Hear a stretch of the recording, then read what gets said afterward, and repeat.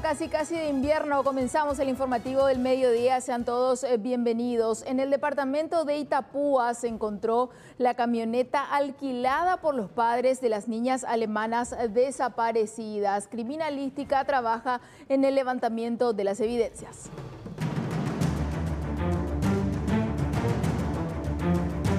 Este vehículo, al abandonar, el conductor había abordado nuevamente otra camioneta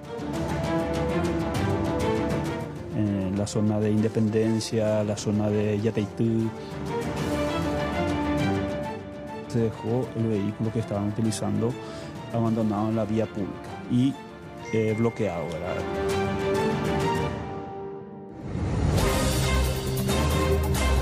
¿Qué tal? ¿Cómo están? Excelente jornada para todos. La policía confirmó la captura de otro sicario más implicado en el asesinato de Fátima Rejala, la ex cocinera del clan Insfran. El hombre fue capturado ya el domingo, pero en el transcurso de las horas se confirmó su identidad. Hoy detenidos 4 personas involucradas en la fuga. Uno de ellos sería también uno de los investigados sobre ese caso de homicidio en Roque Alonso. Víctor Paredes, conocido con el seudónimo de Rosita, que es el conductor de la motocicleta que lo había trasladado al que había disparado, al que le había ultimado a esta señora Rejala.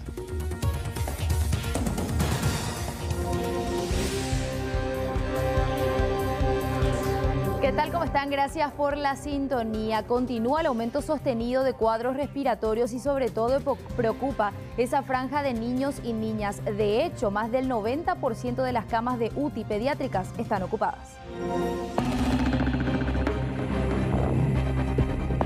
Estamos viendo la aparición de muchos tipos de virus respiratorios, ¿verdad? Estamos ya teniendo una alta ocupación de nuestras camas también pediátricas. 1 a 2 pacientes por día prácticamente estamos trasladando al sector privado para terapia intensiva.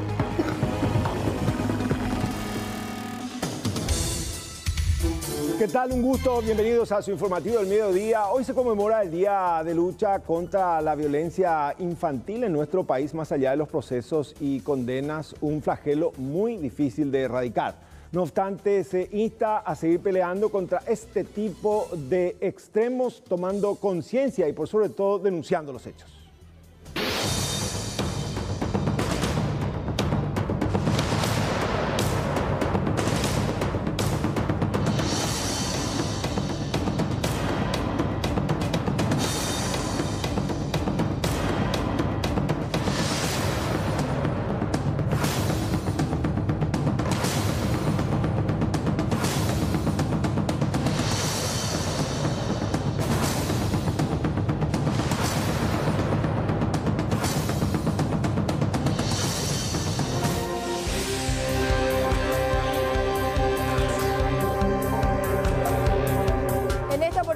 Los delincuentes fueron al todo o nada en la ciudad de Villeta. Primero a los distribuidores y después al local comercial. Raúl Bogarín informa al respecto. Raúl, ¿cómo estás?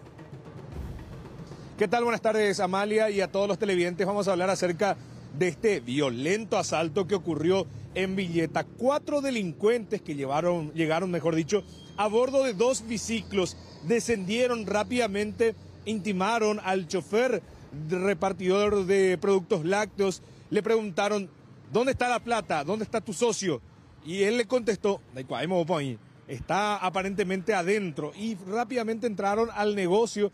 Allí, sin mediar palabras, le aplicaron un culatazo a su compañero, le rompieron la cabeza, le sacaron la riñonera y antes de huir de ese lugar también asaltaron a la dueña de este comercio. Se llevaron cerca de 500.000 guaraníes del comercio y la recaudación de los repartidores de productos lácteos. Fuimos hasta el lugar, conversamos nosotros con la víctima, quien expresaba lo siguiente. 4 vinieron, 2 quedaban en la moto y estaban acá 2 adentro. Primero le le buscaron a la pradera en su camión y luego como que el compañero de él le dijo que estaba acá. Entró y cuando entró ya nos apuntó en la pistola y le pegaron a él, le rompieron la cabeza. Yo me tiré al suelo y después ya cuando terminó con él, cuando él le sacó todos sus documentos, la riñonera y todo eso, vino junto a mí y me dice que ¿dónde está la plata? ¿Dónde está la plata? Y yo le digo, toma, lleva todo esto. Y me dice, rápido, rápido, porque ya estamos apurados. Y después ya se fueron. Así, en un segundo pasó todo. Pero también nos contaron que estaban viniendo haciendo ese mismo grupo los asaltos.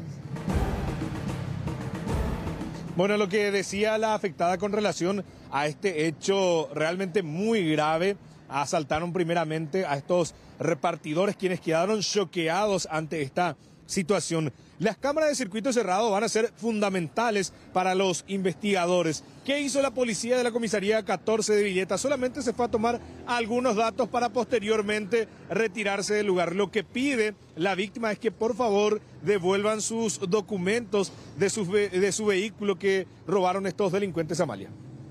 Sobre todo teniendo en cuenta que estamos hablando de las mismas personas que habrían asaltado a los distribuidores y posteriormente a este local. Exactamente, son las mismas personas que cometieron este hecho, Amalia. Bien, ¿qué documentos son, Raúl? ¿Te mencionó eso o no? La cédula de identidad y también la cédula verde de su vehículo Hyundai Tucson color negro, por si encuentren, porque famosos los delincuentes quieren arrojar en cualquier lado también la habilitación del vehículo. Bueno, dejar en la comisaría entonces ahí de Villeta. Exactamente. Gracias Raúl por este contacto. Y hablando de inseguridad, fíjense en esto que pasó en la zona de Loma Ptá, específicamente sobre la calle Teniente Villalba. Imágenes reveladoras de circuito cerrado donde se observa cómo dos sujetos que se desplazaban sobre una motocicleta emboscaron a una mujer que se dirigía a su vivienda. A punta de arma blanca la intimaron y tras forcejear la despojaron de su cartera que contenía varias prendas de vestir, su teléfono celular, documentos y otros artículos. La denuncia fue realizada en la comisaría 22. La policía no descarta que estos sujetos sean los mismos que vienen realizando una serie de asaltos en la zona. 14 horas aproximadamente ocurrió un hecho de robo agravado, ¿no? Dos sujetos ahora en una motocicleta le apretó a una chica que se estaba dirigiendo a su domicilio. A cuadra de llegar a su casa se bajó uno de sus acompañantes y le intimó con un cuchillo y se apoderó de su cartera. En ese contenía ropas varias y de su aparato celular. Al tener conocimiento, nosotros la patrullera al llegar en el lugar consiguió también la filmación del lugar y se impartió captura de los sujetos, de los supuestos autores. Y vamos a compartir también este hecho que se dio en Capiatá. Motochorros fueron descubiertos por un conductor de una plataforma que presenció cómo estos dos motoasaltantes despojaron a una joven de su teléfono celular. Este conductor siguió a los sujetos, embistió a los mismos y los hizo caer, ya que la motocicleta se vio afectada en esta situación. Así pudieron ser reducidos por vecinos del lugar.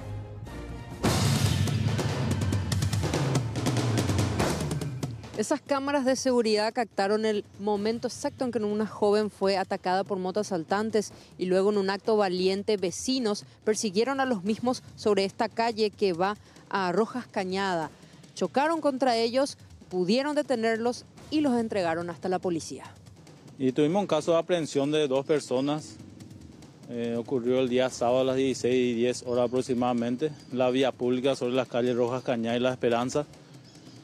Fueron dos sujetos quienes se desplazaban a bordo de una motocicleta y visualizaron a una persona de sexo femenino que estaba caminando y en ese momento se le aproxima con arma blanca en mano, procede a despojarle de su aparato celular y se da una precipitada fuga, siendo observado por un automovilista que lo siguió y fue a chocar por los mismos, cayendo al pavimento ambos y con ayuda de varios vecinos Procedieron a demorar a los sujetos hasta que llegue el personal policial. ¿No tardaron a llegar ustedes? ¿Es lejos de acá esta compañía donde ocurrieron los hechos?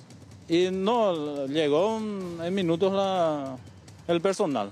No queda tan lejos de esta comisaría y se procedió a la aprehensión de los mismos y fue trasladado hasta esta comisaría poniendo a cargo del Ministerio Público. ¿Qué fue lo que recuperaron? ¿Qué fue específicamente lo que le quitaron a esta señorita? Y un aparato celular y eso es lo que sacaron la víctima y estos sujetos portan arma blanca. Los dos estaban armados, comisario. No, ellos lo que se observa que... El acompañante. El acompañante, así mismo. Vecinos del barrio Cacupemí de Capiatá quedaron con mucho miedo tras este último suceso, pues en este vecindario residen muchas familias con pequeñas criaturas y también adultos mayores. En cuanto a los detenidos, los dos oriundos de Areguá y con antecedentes están esperando ser trasladados a la penitenciaría.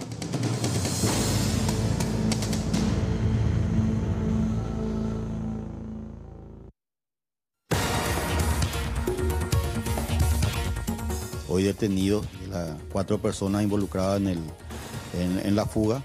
Uno de ellos sería también uno de los investigados sobre ese caso de homicidio en Roque Alonso.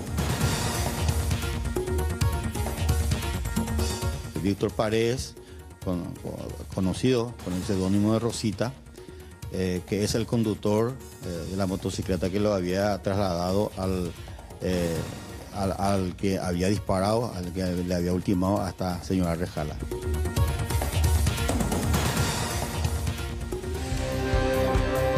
Bueno, nos retrotraemos al mes de marzo. La policía insiste en que uno de los que cayera en la víspera fue sicario de una de las empleadas del clan Isfrán. Raúl, contanos en detalles, por favor. Adelante. Es así, Roberto, estamos hablando del asesinato de Fátima Liliana Rejala Cabrera, de 39 años, quien fue asesinada en el barrio Universo de Mariano Roque Alonso. Ustedes se fijarán en una fotografía que aparece un hombre con un kepis que dice El Patrón. En aquella ocasión, este hombre le había dicho a la mujer de que tenía una cuenta con una financiera, le pidió su documentación, ella entregó su cédula de identidad y en ese momento es que aparece la acción de Rosita. Él desenfunda su arma de fuego, le dispara en la cabeza y acaba con la vida de esta mujer de 39 años. En prosecución a este hecho, detuvieron a una banda que intentó también rescatar a alias Gordito Lindo. Esta persona formaba parte de este grupo, estamos hablando de esta persona muy peligrosa, quien es Víctor Paredes Benítez, de 43 años, alias Rosita. ¿Qué nexo tiene con alias Gordito Lindo? Es su cuñado. La hermana de Gordito Lindo es la esposa de Rosita y es por eso que tiene vinculación y él sería el tirador, quien acabó con la vida de esta mujer de 39 años, según las investigaciones de la Policía Nacional, que tendría como encargado al clan Rotela de cometer este crimen mandado por el clan Isfrán, supuestamente, según las averiguaciones. Escuchemos lo que decía el comisario Ignacio Muñoz. Que uno de las personas involucradas, Víctor David Paredes, sería cuñado de este Gordito Lindo que estaba preparando, organizando su escape, su fuga, que está involucrado en la investigación de un hecho de homicidio en el barrio Universo Mariano Roque Alonso, ocurrido el 1 de marzo de este año. Le enviamos una nota notificando sobre la persona que se encuentra dentro del grupo de los hoy detenidos, de las 4 personas involucradas en la fuga. Uno de ellos sería también uno de los investigados sobre ese caso de homicidio en Roque Alonso. En cuanto a su participación, sería el conductor del biciclo que lo había llevado hasta el lugar del hecho, hasta el lugar del asesinato, a Wilson. El conductor del biciclo sería el tal alias Rosita, es lo que hoy día se sabe su identidad, se conoce su identidad con el nombre de Víctor David Paredes. Sí figura, aparece la persona de Víctor Paredes, conocido con el seudónimo de Rosita, que es el conductor de la motocicleta que lo había trasladado al que había disparado, al que le había ultimado a esta señora Rejala. Y no solamente en este hecho es involucrado Víctor Daniel Paredes Benítez, de 43 años. Yendo un poco más atrás, específicamente en el año 2014, en el barrio Sajonia, justamente, él intentaba con la banda cometer un asalto en perjuicio de una entidad bancaria. En ese momento él fue detenido. A consecuencia de esa situación, él estuvo 8 años en prisión en Tacumbú. Fue compañero de celda de alias Gordito Lindo. Posteriormente, él en el año 2021, en abril específicamente, recuperó su libertad y desde ahí empezaron a planear cómo iba a rescatar a Gordito Lindo y finalmente cayeron completamente esta banda, quienes intentaron rescatar a esta persona, Roberto. Bueno, de hecho que hoy los registros fílmicos sirven y mucho y la policía cruzando datos entonces sostiene esta hipótesis. Gracias, hasta otro momento, Raúl, como siempre, excelente el trabajo. Y ahora queremos compartir con ustedes las imágenes que corresponden al momento en el cual César Ramón Ortiz, alias Gordito Lindo, escapaba del penal de Tacumbú. Pasos lentos, con total tranquilidad, de arriba a abajo, vestido de mujer. De hecho, que ayer ya nuestra compañera Blanca López describía perfectamente cada una de las características que tenía este hombre a la hora de salir. Afortunadamente, cuadras después fue recapturado en un domingo de siesta que ocurría.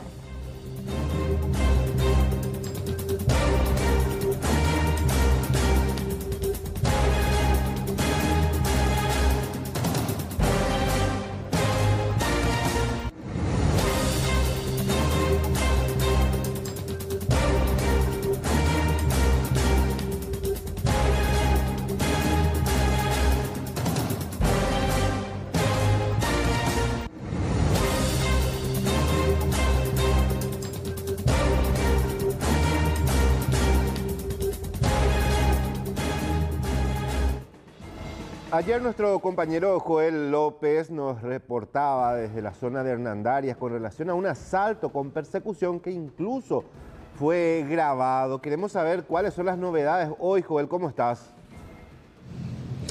Rolando, ¿qué tal? Buenas tardes, saludos a los televidentes. Estas imágenes del video grabado justamente por las personas que están también persiguiendo a los delincuentes generó varios comentarios en las redes sociales. Incluso se hablaba de que la Policía Nacional escoltaba a los delincuentes. Dicha situación fue desmentida por la Policía Nacional. Justamente hablan de que los desperfectos que tienen las patrulleras imposibilitó que la policía pueda detener a estos delincuentes, porque también abrieron fuego contra los uniformados y lograron fugarse, lograron escaparse ya después de esta aparatosa persecución. Vamos justamente a compartir el momento de esta persecución. No tem placa.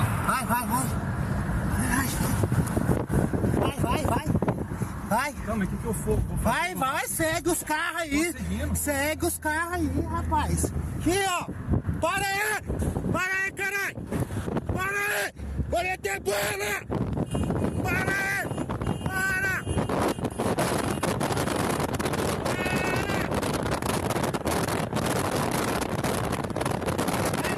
Atravessa eles e fecha o carro, pronto. Não vou fazer isso. Às vezes o cara tá armado, viado. Vem, para!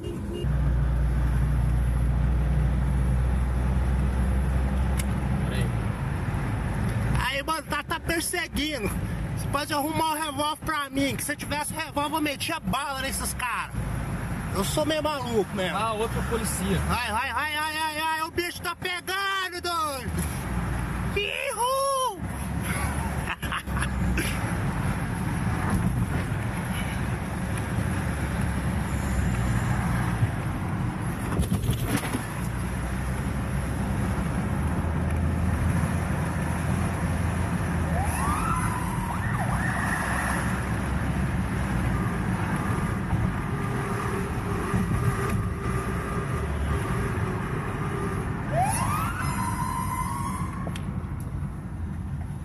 Ah, não, mas que polícia ruim, cara. Que polícia ruim, hein? Acho que eu tô atrapalhando, mas atrapalhando.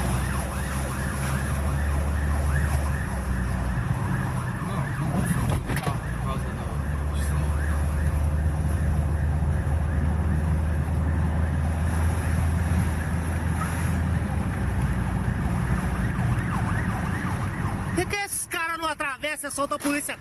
Ó, ó, meteu bala, ó.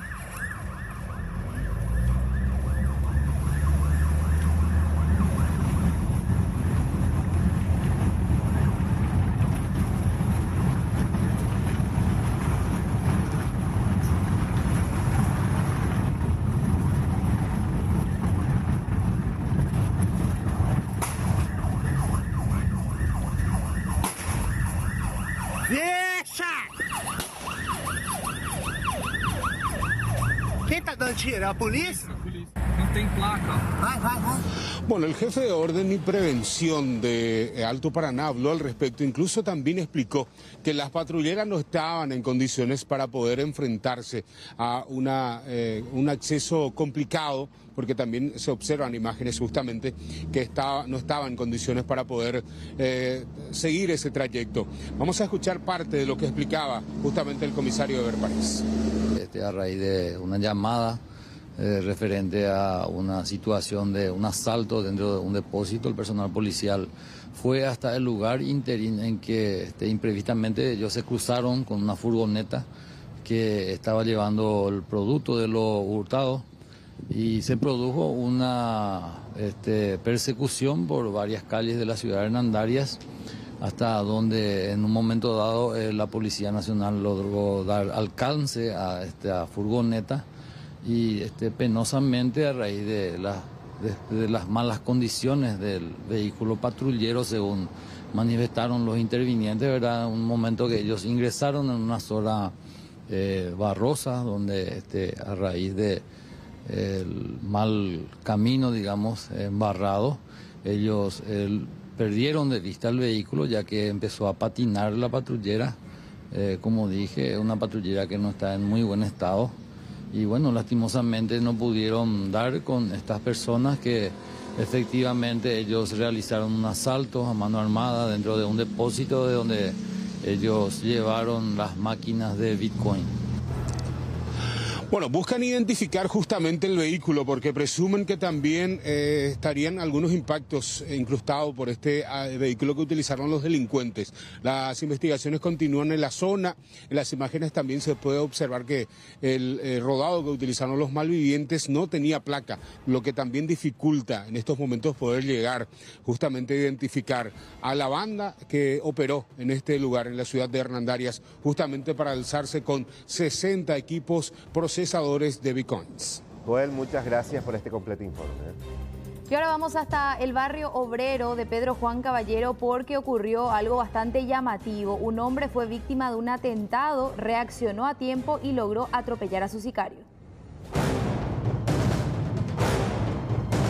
Un hombre de 36 años, identificado como Marcio Vera, fue víctima de un intento de homicidio en la zona del barrio obrero de Pedro Juan Caballero. Sin embargo, al ser herido por su atacante, reaccionó atropellando al sicario que se movilizaba a bordo de una motocicleta. Posteriormente, corrió en busca de auxilio. Lo que está refiriendo la víctima ya en el hospital es que se citaron para entregarle una encomienda y una vez que llegaron, se encontraron, este sujeto extrajo un revólver calibre 38 presumiblemente y le realizó los disparos correspondientes. Una vez herido este ciudadano, lo persigue y le da alcance acá en el lugar. Tras escapar herido de su verdugo, Vera fue hasta la casa de su suegra, desde donde lo llevaron hasta un sanatorio privado para ser asistido. Lo que estamos recabando las evidencias es que arrastró la motocicleta debajo de este rodado y la víctima habría abandonado por ese motivo el biciclo, dejando a su paso también rastro de sangre. ¿El estado de la víctima qué se maneja, comisario? Ahora mismo vamos a dirigirnos hasta el hospital para ver la situación de esto, pero de todas formas ya otros colegas se encuentran en el hospital. La víctima se fue hasta su residencia nuevamente después del hecho. Así mismo, herido, lo que estamos recabando es que herido él se fue a pedir auxilio a un pariente y sería su cuñado el que le auxilió hasta el hospital Vidal. La policía levantó del lugar del hecho la motocicleta utilizada por el presunto autor, un casco protector, un par de guantes y un calzado ensangrentado. Todo indica que el supuesto sicario también habría escapado herido del sitio.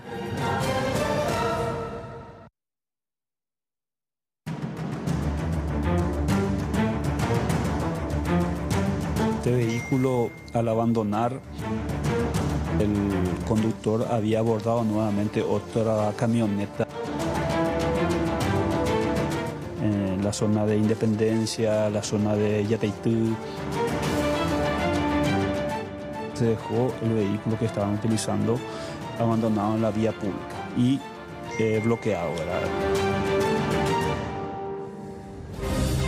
En el Palacio de Justicia de Asunción, ante el juez Gustavo Amarilla Arnica, se procedió a la apertura de 2 encomiendas incautadas en el Aeropuerto Internacional Silvio Pettirossi. Una tenía como destino Nueva Zelanda, en cuyo interior había una máquina generadora de humo para discotecas, donde estaba oculto 1 kilo de cocaína. La otra llegó al país desde Miami y contenía 1,5 kilos de marihuana de alta gama. Estas encomiendas fueron alertadas por el sistema de prevención en el aeropuerto, especialmente a partir del trabajo de los canes antidrogas, y donde se detecta en una de ellas una encomienda con destino a Nueva Zelanda. La misma tenía en su interior sería una máquina utilizada en discotecas para tirar humo. En el interior 1 kilo de cocaína. Y en otra encomienda con destino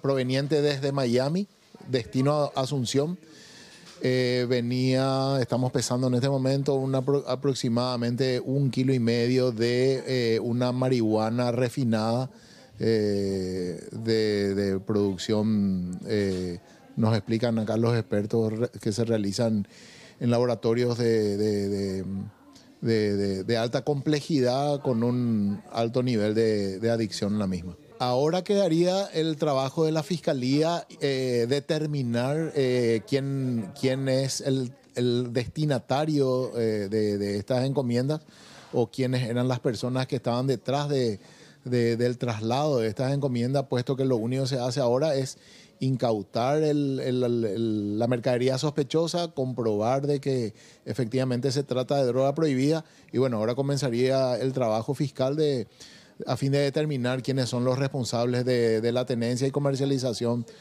o exportación de las mismas.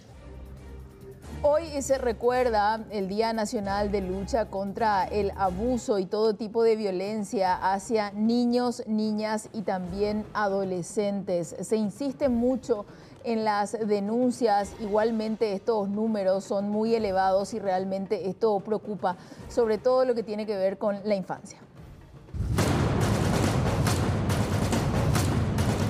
Un 31 de mayo del año 2004 fue hallada muerta al pie del cerro de Yaguarón a la niña Felicita. Tenía tan solo 11 años de edad, se dedicaba a vender mandarinas por el pueblo para ayudar a su familia. Previa a su muerte fue víctima de abuso sexual. A 18 años de aquel macabro hecho que conmocionó al país, las cifras de abuso sexual y otros tipos de violencia hacia la población infantil de nuestro país siguen siendo alarmantes y nos interpelan permanentemente como sociedad. La muerte de Felicita sirvió como inicio de la campaña de sensibilización y difusión de acciones a favor de la niñez y la adolescencia, en articulación con otras instituciones. Se instalaba el lazo verde como el color representativo y símbolo en la lucha contra el abuso sexual y todo tipo de violencia hacia niñas, niños y adolescentes. Mediante un decreto del año 2004, se establecía el 31 de mayo como una fecha a conmemorar y llamar la atención sobre esta grave problemática. El servicio 147 Fono Ayuda es utilizado para canalizar las denuncias ciudadanas. Es así que en el primer cuatrimestre de este año se han recibido 443 llamadas reportando abuso sexual infantil o adolescente. Asimismo, otras 1.715 por maltratos y 64 por explotación sexual, además de otras 3.000 por diversas vulneraciones. En el año 2021 se han procesado 1.310 denuncias de casos de abuso sexual infantil. Se resalta que el 70% de las denuncias recibidas entre enero y abril de este año fueron hechas por vecinos y agentes comunitarios, destacándose un mayor involucramiento en esta problemática en medio de la campaña Todos somos responsables.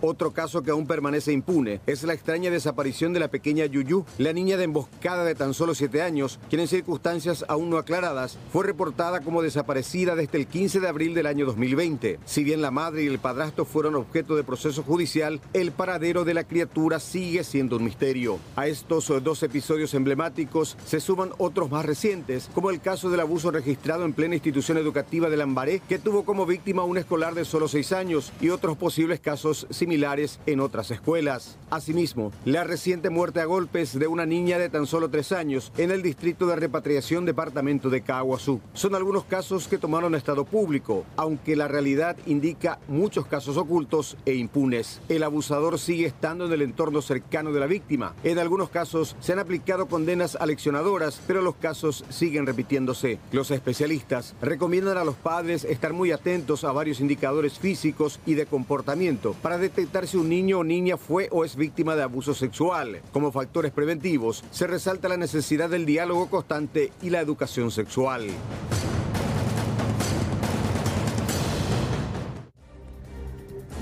En Mariano Roque Alonso, vecinos se unieron para denunciar a una familia de origen alemán, presuntamente por actos vandálicos.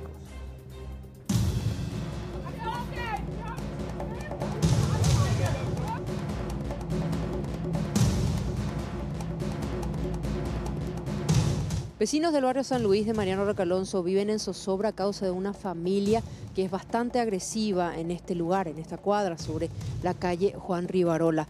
Lo grave de este caso es de que el miembro más pequeño de esta familia, de tan solo 9 años, también ya incurre en realizar hechos delictivos. Ellos hacen 7 años por ahí que vinieron. Y desde que vinieron tenemos problemas porque él anda por la calle, se suben sobre la muralla, pasan en mi casa, salen es muy violento. Es un poco difícil con él porque ahora, por ejemplo, él ya habla en guaraní, eso entiende todito, guaraní castellano, todo, pero su gente no, y no podemos comunicarnos con ellos. Y entonces tuvimos que nosotros dejar de hacer cosas, pero ahora se mete con los vecinos. Y por eso justamente es lo que nosotros nos levantamos. El niño entra en la propiedad ajena, realiza robos y al final el que fue agredido, la víctima, es el que después es denunciado en la fiscalía y estamos todos en peligro porque hasta tiene hermanas mayores que creemos que están drogadas porque toda la madrugada violentan a los vecinos. Esta casa, por ejemplo, de madrugada viene y golpea todos los portones o entra en cualquier portón en el que pueda entrar. Agrede a la vecina, que es una licenciada en enfermería, cuando ella vaya a su trabajo, ya le tiene gritoneando ahí a la mañana, 5:30 de la mañana. Nos pedimos a la Policía Nacional, que suelen hacernos caso, ¿verdad? Aunque en estos últimos tiempos ya no, porque ya les conocen de varias denuncias que tienen, la gente de la CODENI también, porque el menor es un niño que vive por la calle.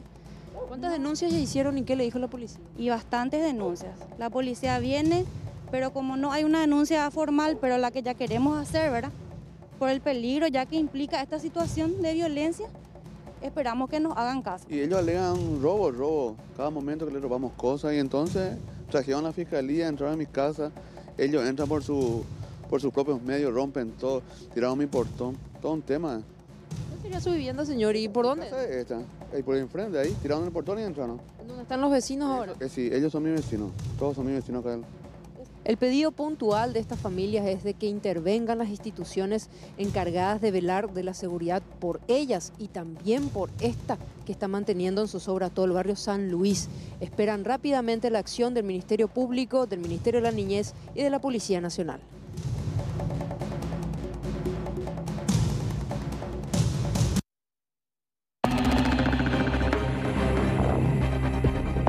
Estamos viendo la aparición de muchos tipos de virus respiratorios, ¿verdad? Estamos ya teniendo una alta ocupación de nuestras camas también pediátricas. 1 a 2 pacientes por día prácticamente estamos trasladando al sector privado para terapia intensiva.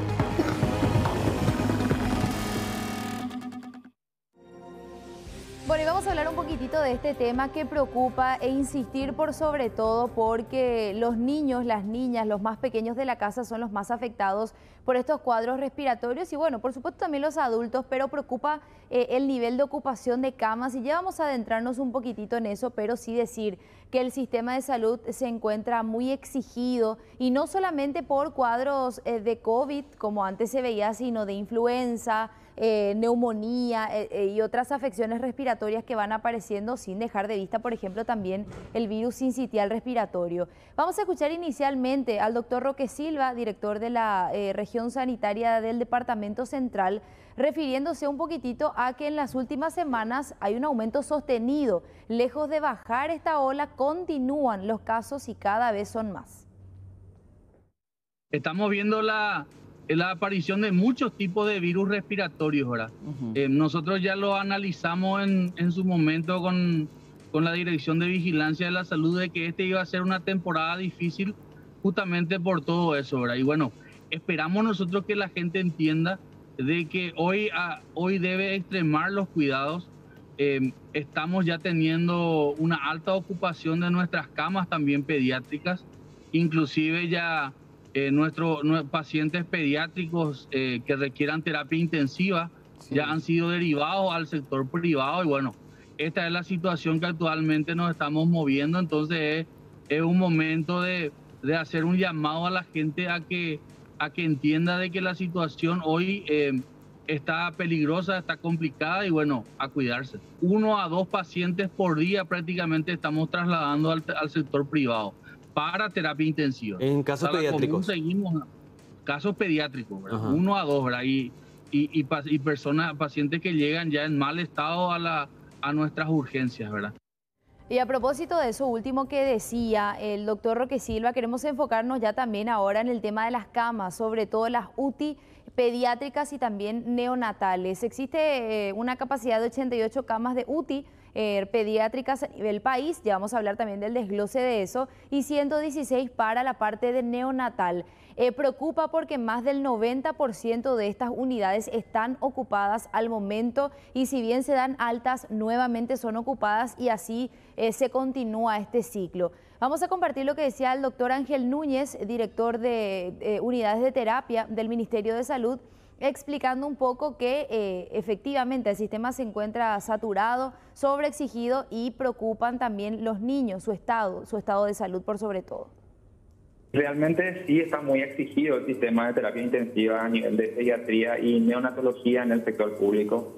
Hay una sobredemanda realmente, el número de casos respiratorios mucho mayor de lo que se esperaba para esta época del año, producto probablemente de aquel aislamiento que sufrieron las criaturas, ¿verdad? Los menores de 5 años, sobre todo en estos últimos 2 años de la pandemia, ¿verdad? Que estuvieron prácticamente encerrados, sin contacto con otras criaturas, con otros pacientes probables, ¿verdad? Así, sin tener contacto con virus respiratorios, y ahora nuevamente al escolarizarse y hay un auge de patología respiratoria en ese sentido, un contagio muy importante, y no solamente a nivel de terapia intensiva, todos los servicios de urgencia, tanto del sector público y del sector privado, están muy exigidos en este momento para la atención de pacientes. En épocas donde no existe esta sobredemanda de casos respiratorios, no hay mayores inconvenientes para atender a pacientes pediátricos en terapia intensiva. Además, ellos manejan camas de terapia intensiva libres en épocas así de baja incidencia como no es esta. Pero sí, tuvimos un crecimiento importante de camas de terapia intensiva en el sector de adultos, y el limitante siempre es la cantidad de recursos humanos calificados que exista para atender esas camas, ¿verdad?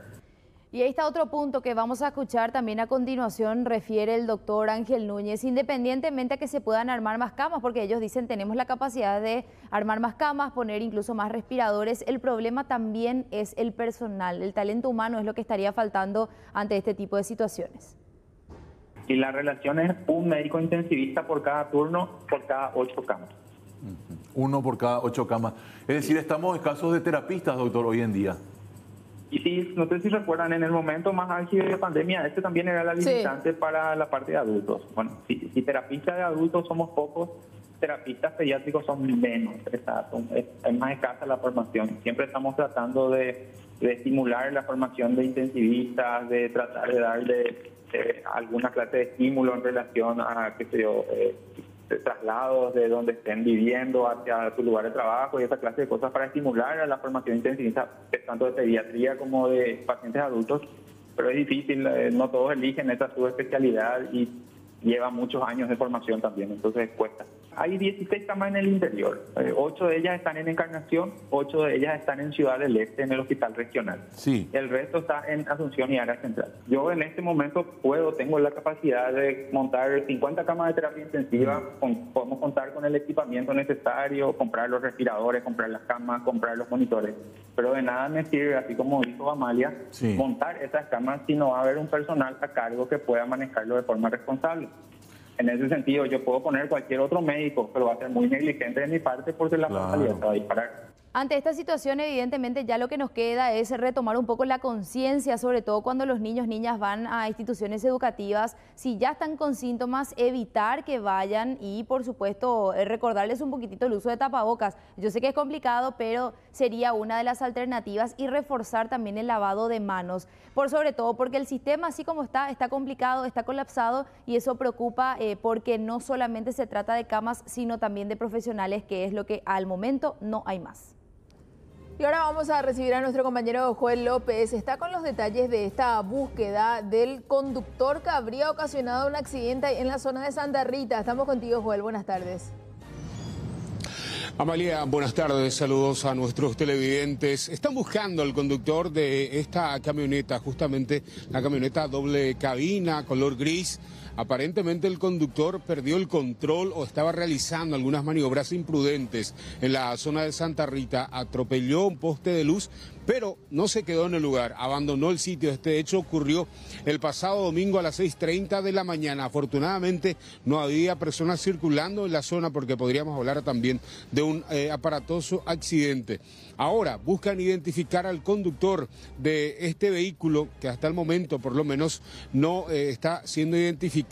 Dejó varias viviendas sin suministro de energía a consecuencia de este impacto. Se analiza cuál fue la circunstancia aparentemente de este accidente. Por el momento se podría hablar de que no vio el semáforo que estaba en rojo, o de repente estaba alcoholizado. También estaba realizando algunas que otras maniobras sobre la carretera número 6 que cruza por el distrito de Santa Rita. Buscan al conductor de esta camioneta, en estos momentos también la Policía Nacional. Y esperemos que estas imágenes sirvan para aportar un poco más a la investigación. Joel, gracias por estos detalles. Malas noticias, es prácticamente un hecho que algunos emblemas privados vayan a subir el precio de combustibles a partir de mañana. Entre 1.000 y 1.200 guaraníes por litro es lo que se señala. Sin embargo, el representante de la distribuidora de combustibles asociados del Paraguay dice no tener información acabada, concreta sobre montos y fechas.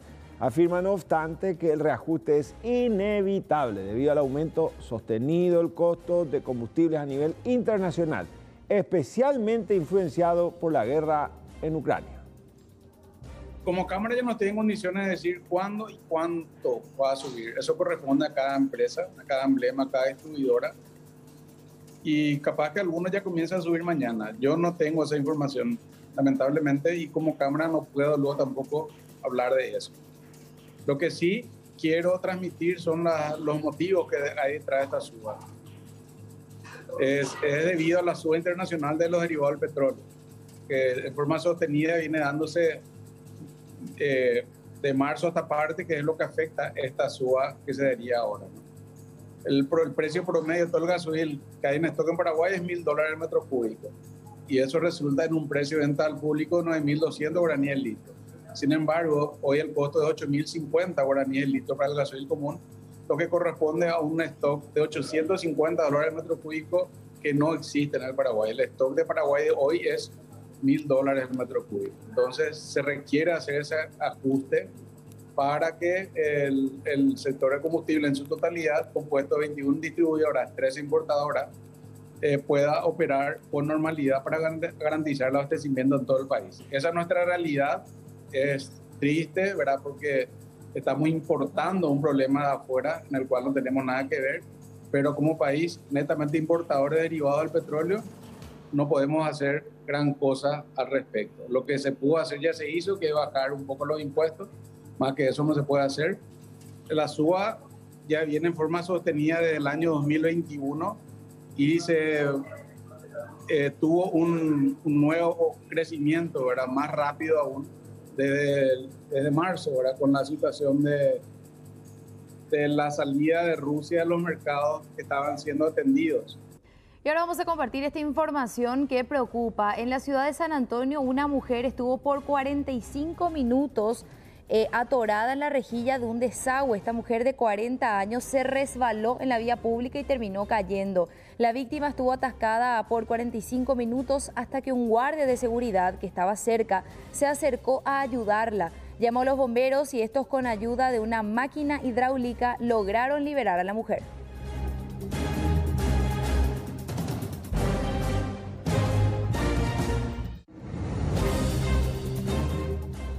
Vamos hasta Concepción, donde agentes de la Secretaría Nacional Antidrogas capturaron a Evelio Ortiz, quien circulaba a bordo de una motocicleta, esto a la altura de la zona conocida como Naranjatí, sobre la ruta Paraguay 5, ciudad de Horqueta. Llevaba consigo 2 mochilas, dentro de las cuales se encontraban un total de 11 kilos 800 gramos de marihuana prensada. Se presume que la sustancia iba a ser distribuida en la zona urbana.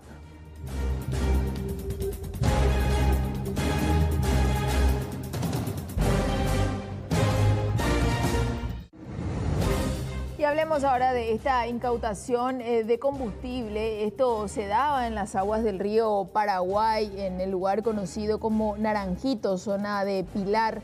Alrededor de 12.000 litros de combustible que fueron incautados en esta embarcación. El procedimiento se realizó esta madrugada durante una patrulla fluvial conjunta con la Prefectura Naval e integrantes también de la UIC, quienes se encontraban en la navegación utilizando dispositivos de visión nocturna. Fue así que descubrieron los movimientos sospechosos de estas personas, quienes huyeron apresuradamente en la oscuridad, dejando la embarcación en el lugar. A bordo había cerca de 4 tambores de 1.000 litros de diésel, 8 tambores de 1.000 litros de nafta y una motobomba de manguera.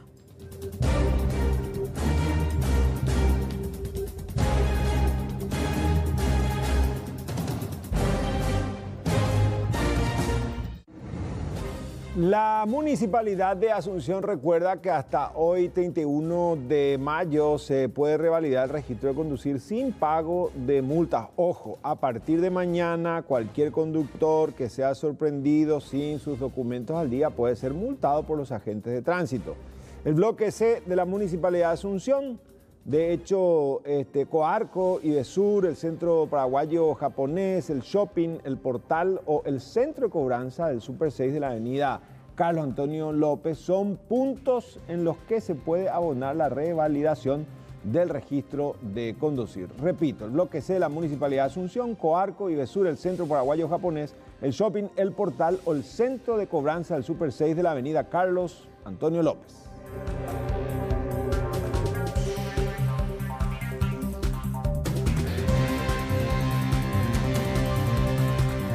Y anuncio también por parte del Ministerio de Hacienda, que dice que a través de los cajeros del Banco Nacional de Fomento en las distintas ciudades se efectivizan los cobros de pensiones alimentarias para el programa de adultos mayores. Esta política de asistencia va dirigida a personas de 65 años en adelante, en situación de vulnerabilidad social, y donde actualmente los beneficiados totalizan 262.238, quienes reciben una asignación mensual de más de 570.000 guaraníes. Además de los adultos mayores, también hay 5.574 herederos de veteranos, 322 que cobran pensiones graciables y 388 herederos de policías y militares fallecidos en actos de servicio.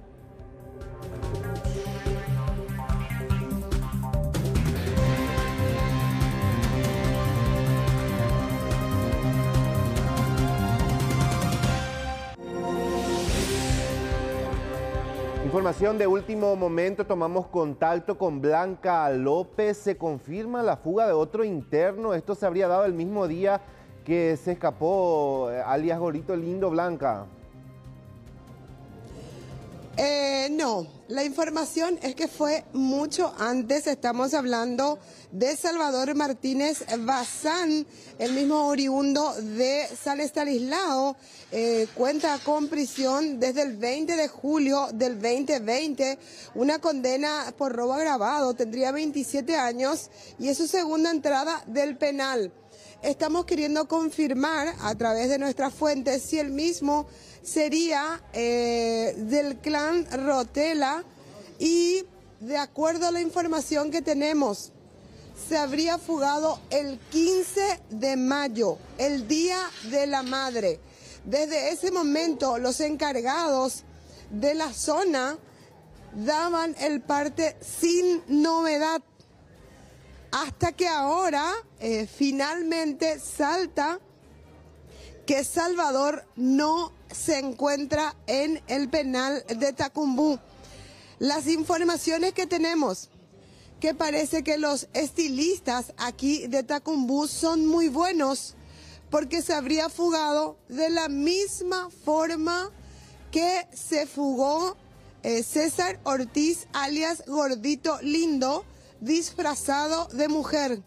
Esa es la información que estamos aguardando. La Fiscalía ya se encuentra en el interior de aquí, de la penitenciaría de Tacumbú. Nos dicen que también el director de institutos penales ya se está dirigiendo aquí a la zona de Tacumbú por esta confirmación. El protocolo es, en cada sector existe la persona que tiene que, con cierta asiduidad diariamente, tomar listas de quienes están dentro del penal o dentro de cada pabellón. Aparentemente, el 15 de mayo, esta persona se habría fugado, igual que la situación de alias Gordito Lindo. Este habría aprovechado la cantidad de gente aquí en el penal y habría salido por la puerta principal. Según las informaciones que estamos recibiendo, aparentemente también disfrazado de mujer. De acuerdo a la información confirmada, los encargados aquí del penal de Tacumbú de tomar listas a quienes se encuentran en cada pabellón, lo hacían como si fuera que él no salió del penal y daban sin mayores novedades el parte diario. Sin embargo, ahora confirmado, Salvador Martínez no se encuentra en el penal. Fue una fuga previa a la de alias Gordito Lindo, Gordito Capiatá, que esto habría ocurrido el 15 de mayo. Es la información que estamos teniendo. Es una fuga ya anterior a el considerado lugarteniente del clan Rotela, alias Gordito Lindo, la salida de este señor Salvador Martínez. Ahora vamos a ver qué pasa. Vimos recién que llegó un vehículo del Ministerio Público. No sabemos si el ministro está acá. ¿El viceministro está? ¿El viceministro no está acá? No está. ¿El director interino está? ¿No podemos pedir para hablar con él? ¿El director actual? ¿Podemos pedir para hablar con él? Van a pedirle a Rolando. Esto es gravísimo, la información que recibimos. El 15 de mayo, Salvador Martínez ya se habría fugado del penal de Tacumbú. Vamos a ver si estamos en horario de control, me dijeron recién. En este momento están haciendo un control. Vimos que entró un vehículo de la Fiscalía y hay una movilización hacia aquí la penitenciaría de hombres mayores del barrio Tacumbú que están viniendo justamente por este caso de fuga. Estamos hablando de una persona que, de acuerdo a lo que nos pasaba la producción, sería de nombre Salvador Martínez Bazán. Está en prisión desde el 20 de julio del 2020 por robo agravado. Tiene 27 años. Es su segunda entrada al penal. Lo que no podemos confirmar es si es que el mismo no podemos confirmar si es del miembro del clan Rotela, que es el que tiene supremacía aquí en la Penitenciaría Nacional de Tacumbú. Pero la información que tenemos es que habría salido con atuendo femenino el 15 de mayo, Rolando. Excelente, Blanca. Esto de alguna manera tiende a desnudar la vulnerabilidad y también complicidad definitivamente dentro del penal de Tacumbú. Estamos muy expectantes. Vamos a volver contigo enseguida para seguir ampliando esta información, Blanca. Sí, estamos muy expectantes también de lo que resuelva el juez de garantías en relación al pedido de prisión para los 5 detenidos, justamente por la fuga de alias Gordito Lindo, porque aparentemente no podría venir pese al pedido que él hizo aquí a la penitenciaría de Tacumbú. Estamos aguardando si es que es derivado a cuál penitenciaría o si los 5 vienen a la agrupación especializada. Perfecto, Blanca, volvemos contigo en cualquier momento allí desde la cárcel de Tacumbú. Ahora vayamos al plano judicial. El Tribunal de Alzada de Apelaciones al final confirmó la prisión de Fátima Couve, detenida en el marco del operativo a ultranza Paraguay. Su defensa había planteado un incidente de revocatoria del auto de prisión preventiva decretado por el juzgado y ahora dicho pedido se rechaza en segunda instancia. La detenida Fátima Couve es hermana del empresario Alberto Couve, a quien habría ayudado a lavar dinero provenientes del tráfico de estupefacientes a través de la empresa Tapiracuain.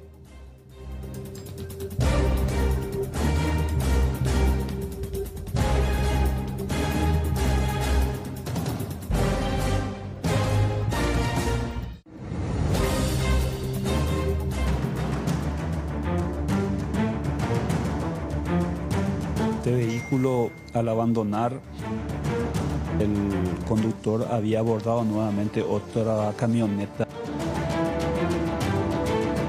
en la zona de Independencia, la zona de Yataitú. Se dejó el vehículo que estaban utilizando abandonado en la vía pública y bloqueado, ¿verdad?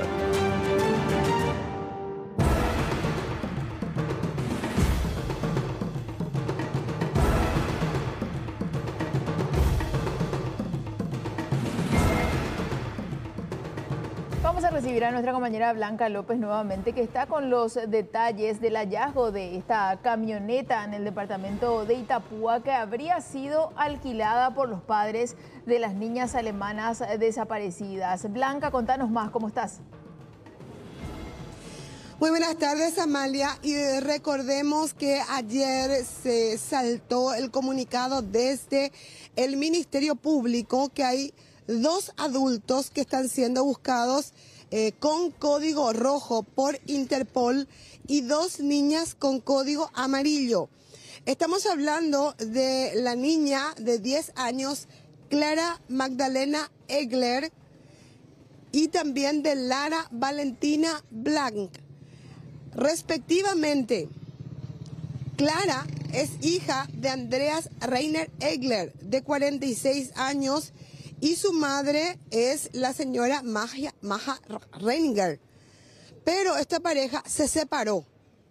Finalmente el señor Andreas encontró pareja nuevamente con otra mujer, Ana María Egler, que también tienen una hija, que ella también tenía una hija de nombre Lara. El año pasado se fugaron hacia Paraguay y dejaron una carta en donde hablaban en relación a que ellos eran antivacunas y que venían a nuestro país. Luego de darse la alerta en Paraguay y también de publicarse los afiches y de darse el asterisco 377 del Departamento de Antisecuestros para recibir información, ya saltó la primera información, un vehículo que era utilizado por el señor Andreas, que es el que tiene también código rojo, aparece en el departamento de Itapúa. Es así que se constituyeron en el lugar personal de antisecuestro, y sobre esto hablábamos justamente con el subjefe del departamento de antisecuestros, el comisario Mario Vallejos.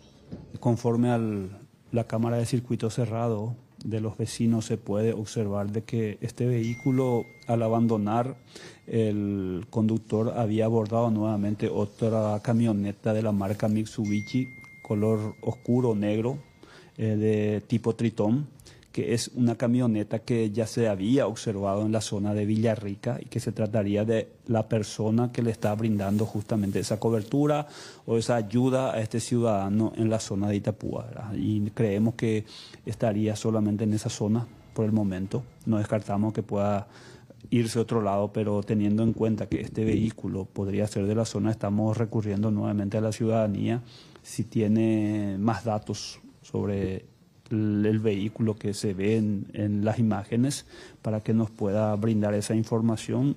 Con absoluta discreción lo estamos manejando. La zona de Caballero, como mencionó usted, Blanca, fue el inicio en donde ellos pensaron establecerse, inclusive dejaron una construcción sin terminar, departamento de Paraguarí. De allí se fueron al departamento del Guairá. Ya en diferentes localidades se tuvo información, en la zona de Independencia, la zona de Yateitú, Villarrica mismo, también la zona de Cazapá se verificó algunas comunidades. También ahora había surgido lo de Itapúa, nunca nada concreto, pero sí también se estuvo estableciendo canales de comunicación.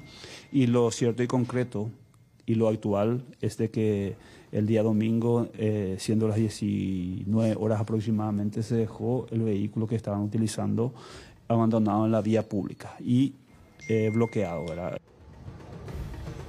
Reiteramos, Clara es hija de Andrea, Lara es hija de Anne-Marie Egler, pero no tienen autorización para traer a estas niñas en Paraguay. Por eso es que se inicia esta búsqueda. Finalmente, la fiscal Blanca Saucedo se constituyó en la zona de Colonias Unidas, donde fue abandonado este vehículo que había sido alquilado de una persona que viviría en el departamento del Guairá. Ahora se hizo el levantamiento de algunas evidencias relacionadas con el vehículo que fue encontrado acá en la zona de Colonias Unidas. En este caso no se encontró muchos elementos, algunas cosas nada más. Se levantaron algunas muestras, ya sea de huellas y otros también pelos, posiblemente de especie humana y animal, que fueron levantados por el perito en criminalística, y otros elementos que van a ser remitidos al Departamento de la Policía Nacional, laboratorio, y también seguramente ya por disposición de la fiscal titular al laboratorio forense del Ministerio Público de la Ciudad de Asunción. En este caso se tuvo que recurrir a un cerrajero. Así mismo, se tuvo la presencia de un cerrajero para la apertura del vehículo, ya que no se contaba con ninguna llave como para abrir, estaba cerrada la camioneta. Se hizo la apertura y ya el perito hizo su trabajo. ¿Qué será del vehículo? ¿Dónde será llevado? ¿No se tiene todos esos datos? La titular de la causa, el Ministerio Público, dispuso que el vehículo sea trasladado a sede de la comisaría 14 de la ciudad de Bellavista, a cargo del comisario Segovia, que es el jefe de comisaría. Bueno, también hablamos con el personal del Departamento Antisecuestro que se constituyó en el lugar. Estamos hablando de David Decut. Había una información que se recibió también a través de Fuente Humana que posiblemente esta pareja estaba con las niñas en el departamento de Itapúa.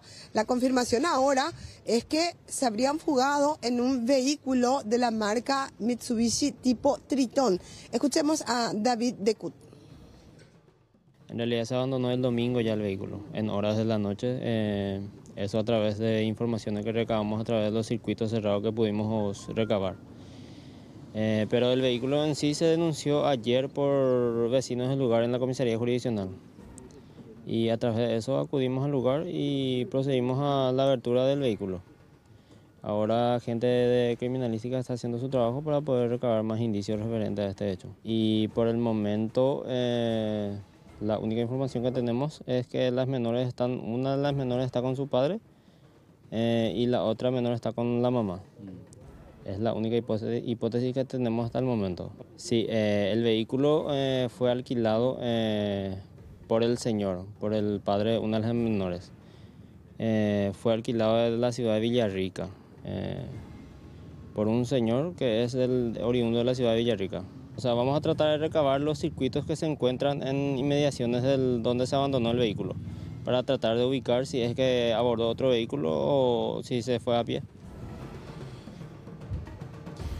Hoy hablamos nuevamente con la madre de Clara, que ayer entre lágrimas enviaba un saludo a la pequeña, que ayer estuvo de cumpleaños.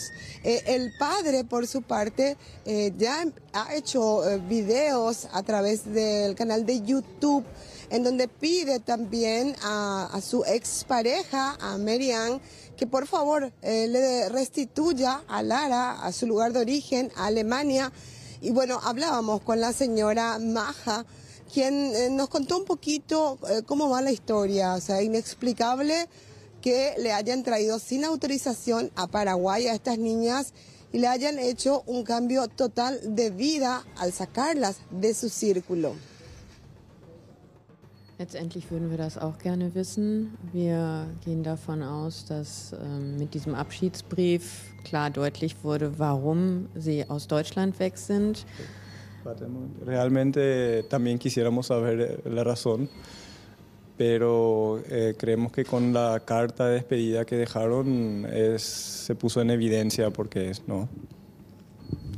Und alles Weitere ist wahrscheinlich Spekulation. Es gibt viele Menschen, die aus Deutschland nach Paraguay gekommen sind in den letzten Monaten. Und wir wissen auch von anderen Kindesentführungen hier nach Paraguay in diesem Zusammenhang. Todo lo demás ya sería una especulación, decir qué razón sería, ¿no?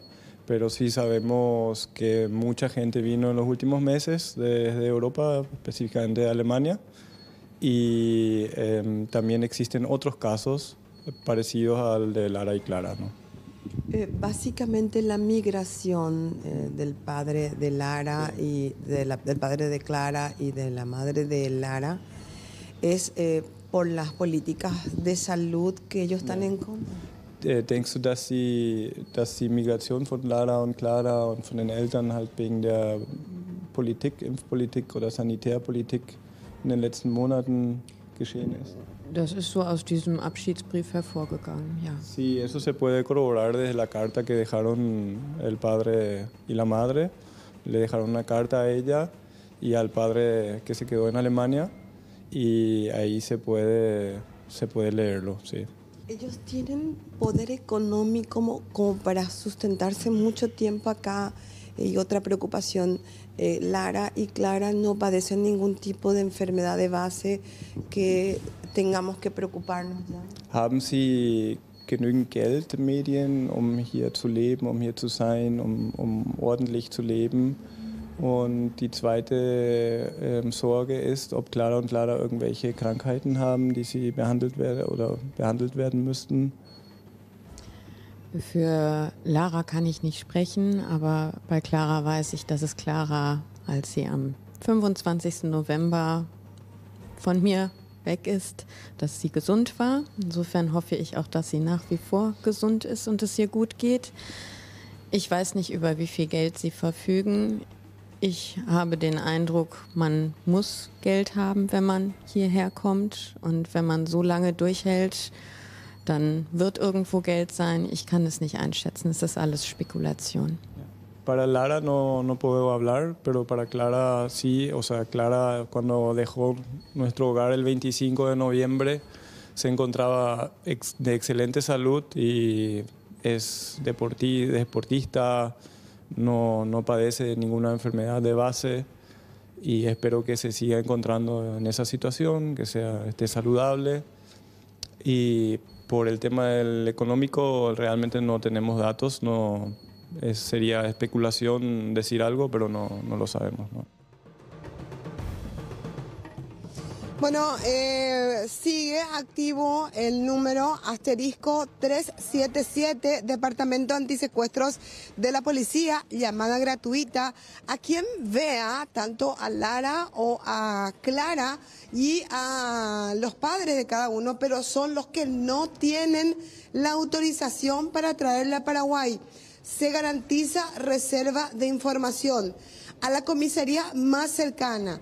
Ellos fueron rescatados por una camioneta tipo Mitsubishi Triton color negro y se desplazan hacia la zona del departamento de Itapúa.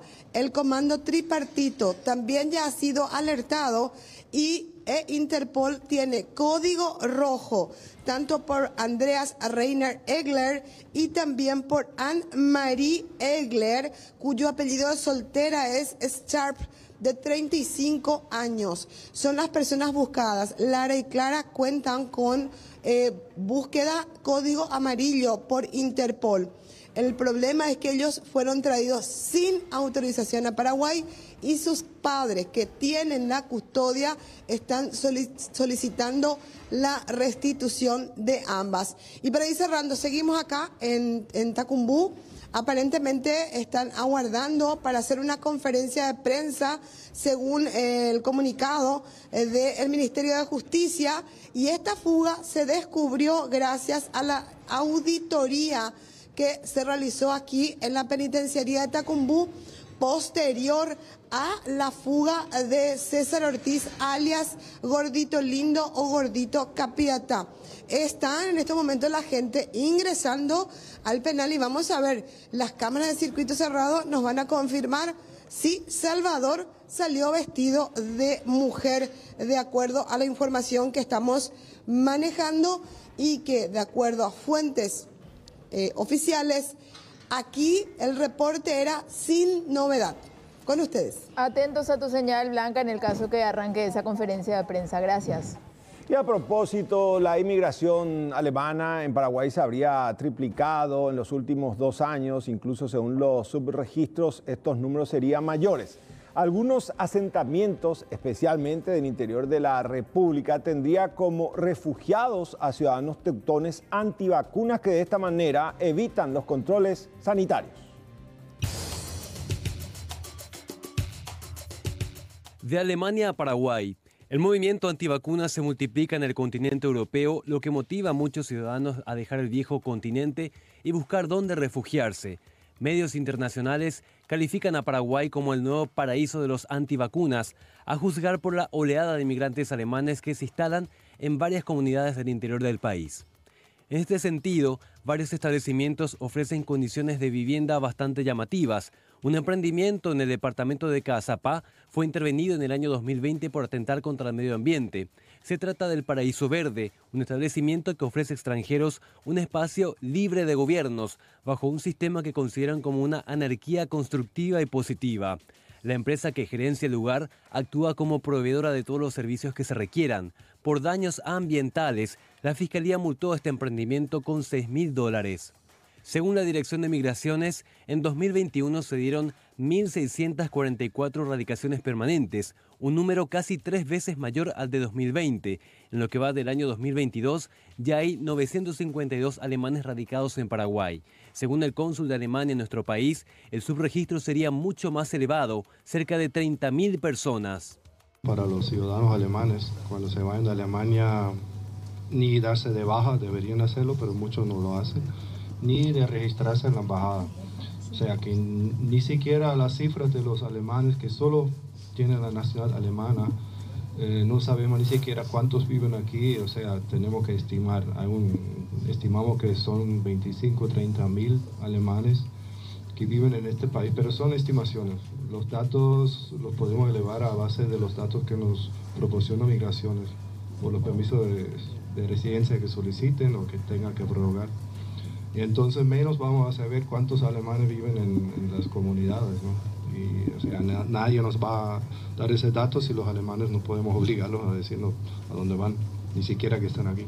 Este tipo de emprendimientos se multiplican en nuestro país, principalmente en la zona de Colonias Unidas. Si bien aclaran que no corresponden a grupos antivacunas, autoridades de salud pública manifiestan su preocupación por la posible propagación de enfermedades ya radicadas en nuestro país.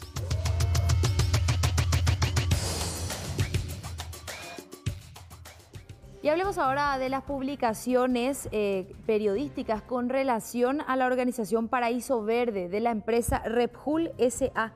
Sus representantes salen al paso a desmentir que ocultan a grandes grupos antivacunas y señalan también que están abiertos a cualquier investigación. Vamos a escuchar a Ariel Riveros, abogado de esta organización, y también al doctor Juan Bucher, presidente de Relhub S.A. Tenemos 3 médicos paraguayos trabajando full time con nosotros. Tenemos un consultorio habilitado por el Ministerio de Salud Pública. Tenemos enfermeras licenciadas, o sea, no sé de qué enfermedades erradicadas ustedes me están hablando. No tenemos ningún tipo de enfermedades graves ahí. Los funcionarios se pueden vacunar o no, eso es decisión de cada uno. Los pobladores se pueden vacunar o no, eso es una decisión de cada uno y está en la Carta Magna. Ustedes no están ajenos entonces a la vacunación. Pero el que quiere vacunarse, que se vacune, ¿qué me interesa? Es la decisión de cada uno. Eso es lo interesante. Y es real, hay muchos que no quieren vacunarse, hay algunos que quieren vacunarse. A ningún funcionario se le dice... Se respeta eso. ¿Qué cosa? Se respeta eso, entonces, la decisión de cada uno. Pero claro que sí. Tenemos varios rubros. Tenemos una empresa constructora, o sea, le construimos a la gente sus casas acorde a los deseos que ellos tienen. Y tampoco es verdad que somos una colonia de alemanes. Tenemos suizos, tenemos austríacos, tenemos canadienses, tenemos ingleses, o sea, somos internacionales. Claro que tenemos guardias, para decirlo claramente, pero muéstrenme un barrio cerrado que no tiene guardias. Tenemos 2.500 cabezas de ganado y claro que las vamos a proteger. Tenemos 250 personas viviendo ahí y claro que le vamos a proteger, ¿no? Lo que falta en este país, lastimosamente, sabemos todos, es seguridad. Y eso es lo que le podemos dar nosotros a la gente que vive con nosotros. Esta niña, se apersonaron 2 efectivos policiales, uno con una nota dirigida de la comandancia a ellos, en donde dentro del contexto decía, ¿verdad?, que busquen a la niña dentro del Paraíso Verde, hecho que se les abrió las puertas, se les acompañó, ellos hicieron su búsqueda de campo, no le encontraron, igualmente nosotros les acompañamos fiscalizando la lista de la gente que vive allí. Lastimosamente tampoco le pudimos ubicar a la niña en el Paraíso Verde. Otra cosa que nos molestó es que se nos indicó como si fuera que somos la única empresa donde vienen a mirar los alemanes, y no es así. Hay varias colonias, está en La Colmena, Independencia, Zona Guairá, Cazapá, hay más de una colonia, no somos los únicos. Daños al medio ambiente, sí. Hubo 2 intervenciones, por supuesto, hubo una denuncia, pero era solamente por la licencia ambiental. En un comienzo iniciamos, todavía no teníamos esa licencia, solucionamos ese problema, luego tuvimos una segunda denuncia por excavar un canal, un aliviadero sería, por no un canal, hacia el río Pirapora, sí. Expusimos la licencia, le mostramos al fiscal y bueno, se nos habilitó, no hubo ninguna multa. Y a propósito de este tema, también queremos escuchar lo que dice el director de Vigilancia de la Salud, el doctor Guillermo Sequera, porque él refiere que Paraíso Verde es una comunidad cerrada que no recibe al personal sanitario, por lo que insta a abrirse al diálogo y colaborar con el Ministerio de Salud. Yo entiendo que, por ejemplo, partiendo del tema de vacunas, ellos no se van a vacunar. Y tampoco por eso le vamos a echar al país ni nada de eso, ¿verdad? También el hecho de no vacunarse, bueno, ellos están en su derecho, pero algunos problemas de salud pública tenemos que compartir, por lo menos la información, ¿verdad? Partiendo que estas personas no solamente no están vacunadas contra COVID, sino con muchas otras vacunas. Tenemos que recordar, Rolando, que nosotros hace 22 años que no tenemos más sarampión en el Paraguay. Y hay brote de sarampión en Alemania. Hay brote de sarampión en Europa, hay brote de sarampión en varios países, ¿verdad? Por más aislados que ellos quieran estar, ¿verdad? Los problemas de salud pública se comparten, entonces tenemos que ayudarnos, ¿verdad? Bueno, no te quieres vacunar, listo, yo me voy a vacunar mejor entonces, ¿verdad? Por lo menos sabemos hacerle tipo un nido ahí alrededor de ellos, ¿verdad? Bien vacunado alrededor. Cuando hay brote de alguna, por ejemplo, imagínate que tengan brote de papera, de varicela, bueno, no quieren recibir nuestra ayuda, listo. Pero no tienen que contar, porque nosotros, si eso se filtra, porque no es que van a estar tan aislados, seguramente van a tener un paraguayo que trabaja con ellos o para ellos. y ese entra y sale de la comunidad, seguramente ellos van a tener que salir a comprar cosas en la comunidad y pueden contagiar al resto. Entonces tenemos que estar, no es acá para mandarle preso y para hacer en términos punitivos, perseguir a esta población, sino para colaborar, ¿verdad? Seguramente tienen muchas cosas que enseñarnos y nosotros también a ellos, ¿verdad? Tengo entendido de que hay personal sanitario en ese grupo, creo que hay algún enfermero o algún médico entre la población que vino, y bueno, él que da un poco soporte. Lo ideal sería hacer contacto con ellos o con esa persona, ¿verdad?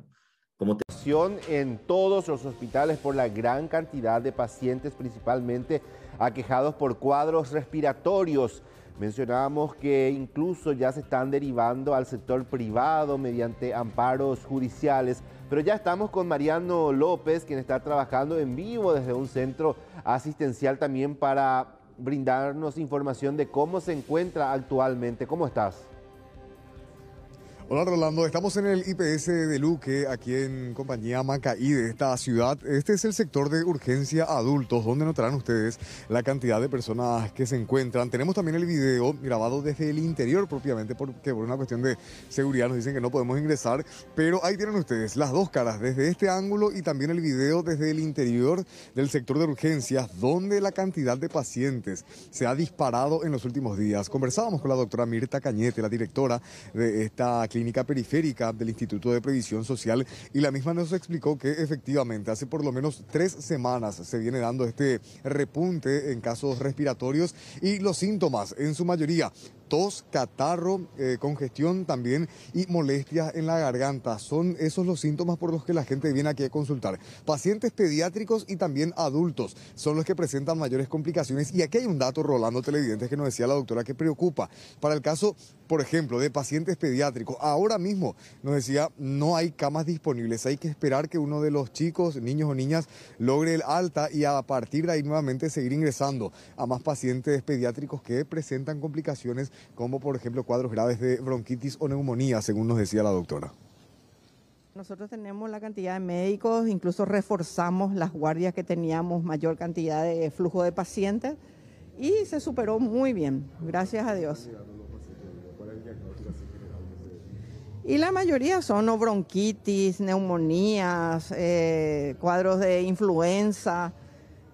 Incluso volvieron a aparecer gente con COVID, que les mandamos a hacer los temas de hisopado y eso, entonces volvieron a salir todo eso otra vez, ¿verdad?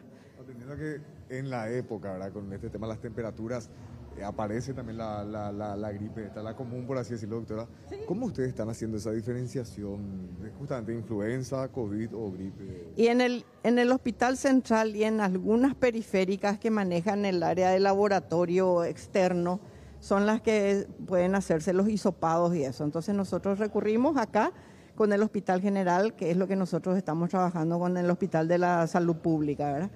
Con ellos enviamos ahí para que se hagan los hisopados o nosotros traemos el hisopo acá y la gente hace, los médicos hacen la toma de muestra. Y ahí se nos lee. ¿Hay algunos indicadores, síntomas? Generalmente los pacientes que van a ser derivados a internarse al Hospital Central o a Ingavi es lo que nos solicitan hacer ese tema de hisopado, ¿verdad? Para clasificar los pacientes. De contagio de esta gripe, ¿verdad? Entre niños se está dando mucho. Sí, en las escuelas principalmente, ¿verdad? Por el hecho de que los niños a veces no usan tapabocas, no están,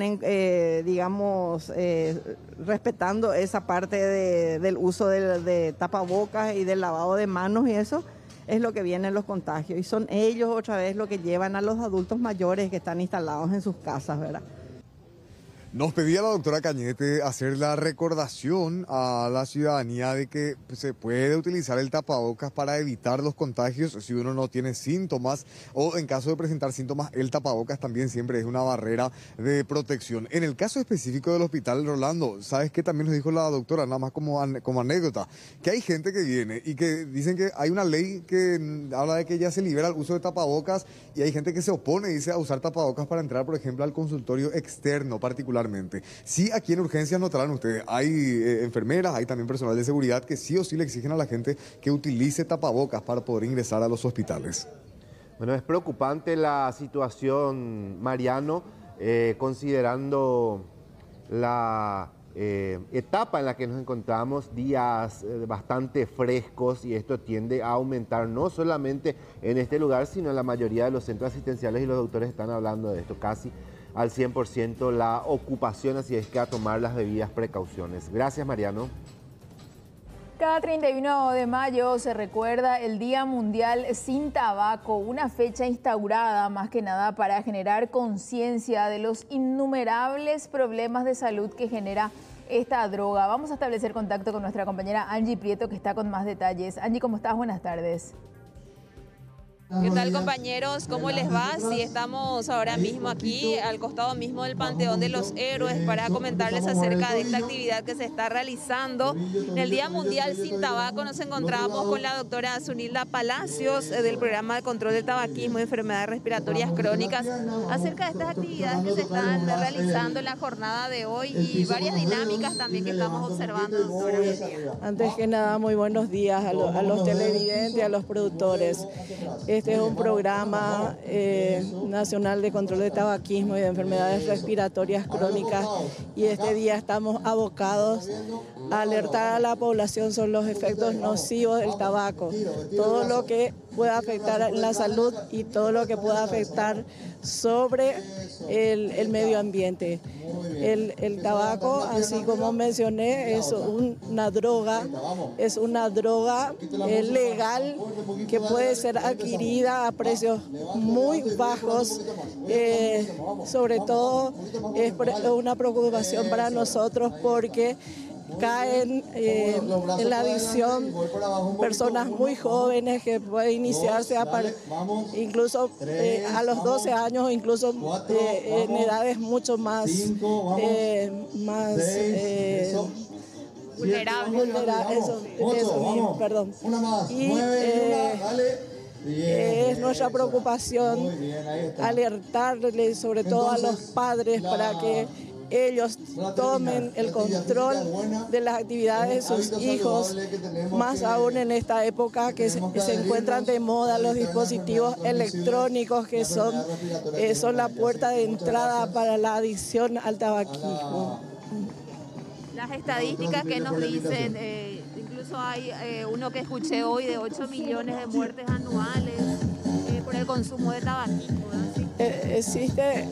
En realidad son 3.500 muertes por año, ¿sí? Que están vinculadas al tabaquismo.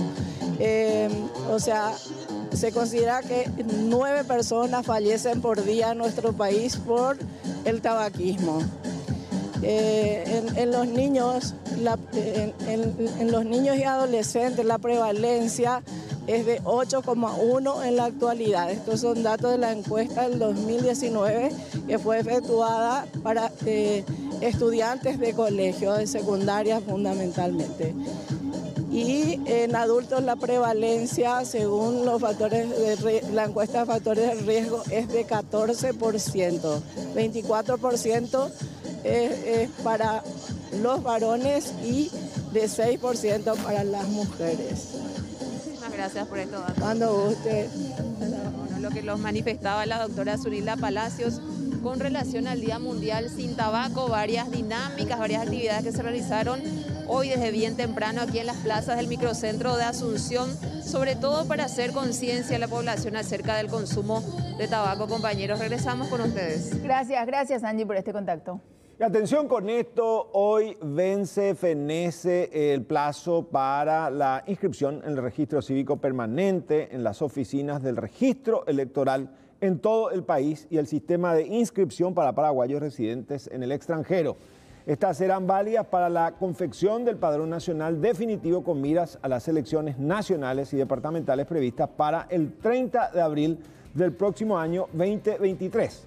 La recepción de los talonarios iniciará el miércoles 1 de junio hasta el viernes 10 de junio, de 7 a 19 por orden de llegada de los coordinadores departamentales, quienes se encargarán de la recolección de los mismos en cada distrito del país.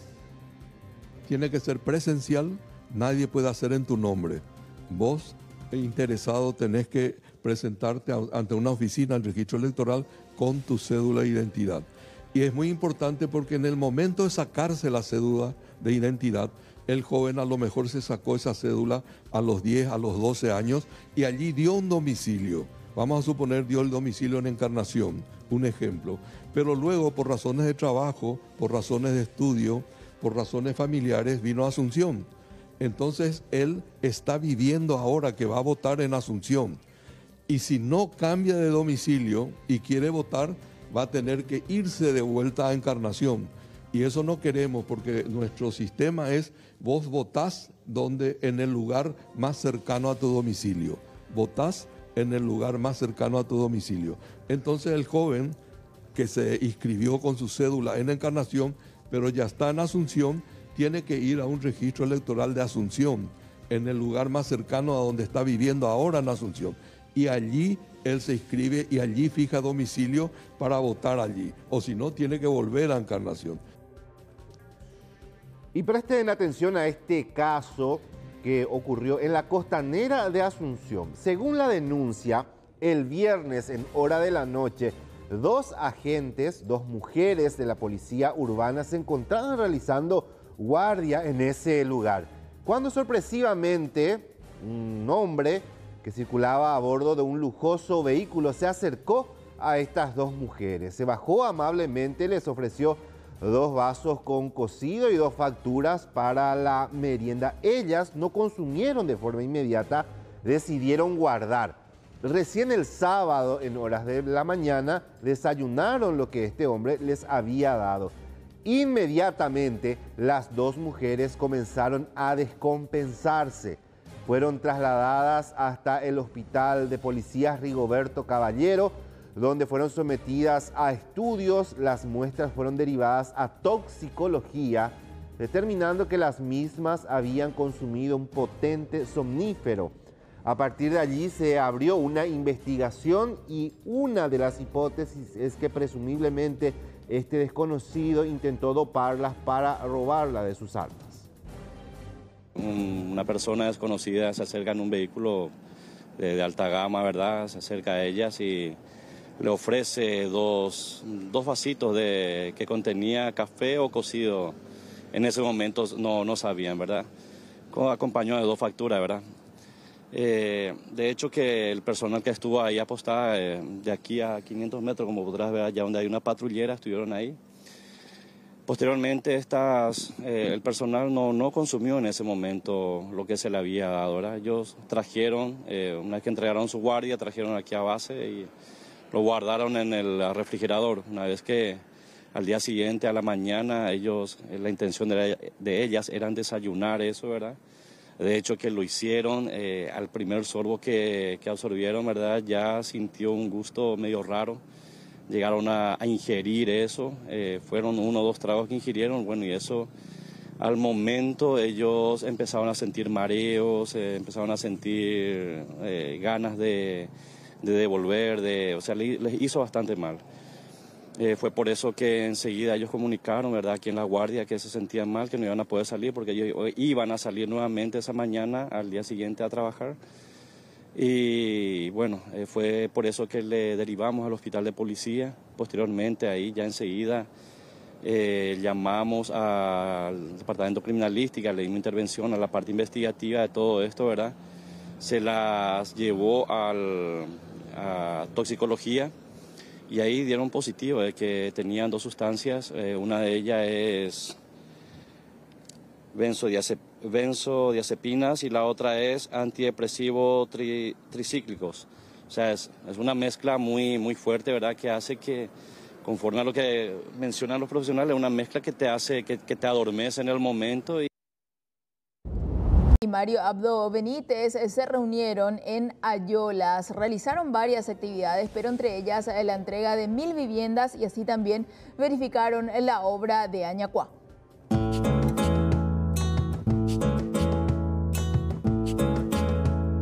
El presidente Mario Abdo Benítez y su par argentino Alberto Fernández se reunieron en la ciudad de Ayolas y verificaron las obras de maquinización del brazo de Añacuá que iniciaron en el 2020 y registra un avance del 30%. El objetivo es la instalación de 3 turbinas que permitirán aumentar la producción de energía de la hidroeléctrica en un 10%. La maquinización del brazo Añacuá que de hecho es la mayor generación de potencia después para el Paraguay, después de la represa de Itaipú y de Yacyretá en toda su historia, que por años corrió el agua sin producir nada para nuestra binacional, hoy es una realidad en proceso de construcción.